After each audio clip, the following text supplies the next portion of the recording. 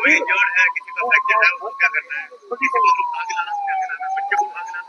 जैसा कि आपने अभी देखा लास्ट में जो हमारा पेशेंट आया, उसके दौरान हमें पेशेंट को सीपीआर देना है।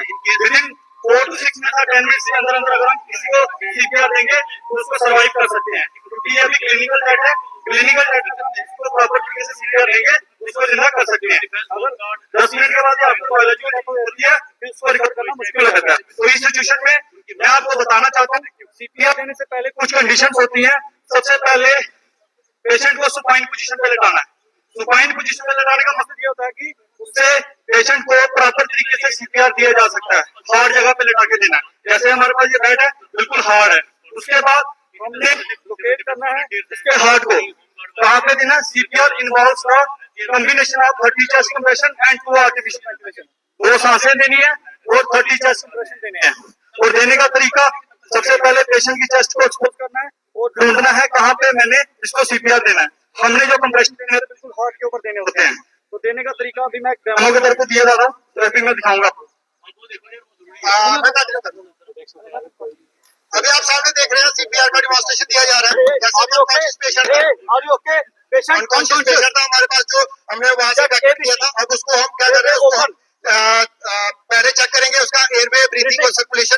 अगर वो एब्सेंट पाया जाता है तो हमने मौके पे उसको सीपीआर का पीएचडी देंगे, हम उसको सीपीआर दिया जाएगा और मौके पे उसको होश में लाके उसको ट्रांसपोर्ट किया जाएगा। इसके लिए आप कार्रवाई देख रहे हैं, जैसे एयरवे की चेकिंग हो रही है, उसके बाद ब्रीथिंग चेक की जा रही है अलग-अलग मेथड के जरिए।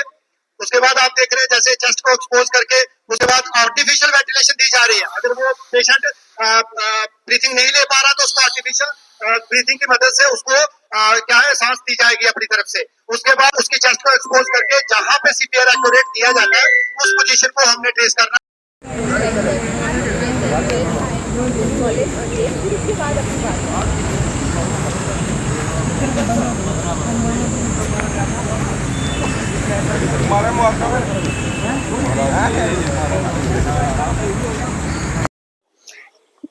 तो हमने यहाँ पे सीखा कि जैसे कोई भी सिचुएशन जैसे क्रिएट हो जाती है, कोई पैनिक की सिचुएशन, जैसे फायर, जैसे आज हमने देखा कि फायर लगाई थी, तो हमें पैनिक नहीं होना है। अगर हमें आता है कोई, मतलब हमें ऐसे प्रैक्टिस होनी चाहिए अपनी कि हमें सीपीआर वगैरह देना आना चाहिए। वो बेसिक जो मतलब जो ट्रेनिंग होती है वो हमें आनी चाहिए।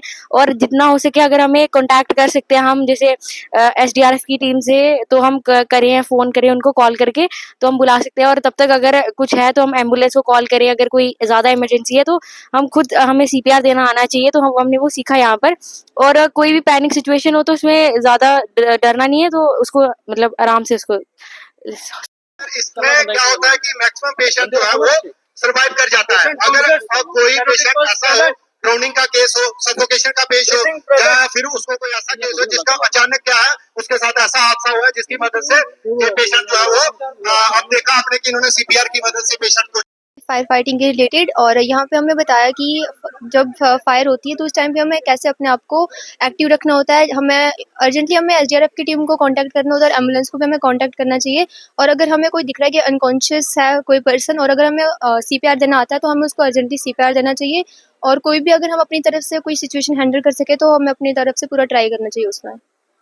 अपने सामने देखा होगा, दोनों हाथों की मदद से दोनों हाथ सामने और स्टेप किए जा रहे हैं। उसके बाद जैसे आप देख रहे हैं कंप्रेशन ये होता है 30:2 का कंप्रेशन, 30 चेस्ट कंप्रेशन सर, बाकी 30 चेस्ट कंप्रेशन और 2 बार आर्टिफिशियल वेंटिलेशन।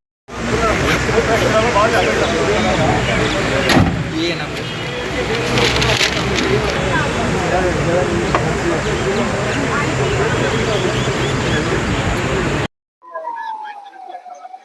जैसा कि आप देख रहे हैं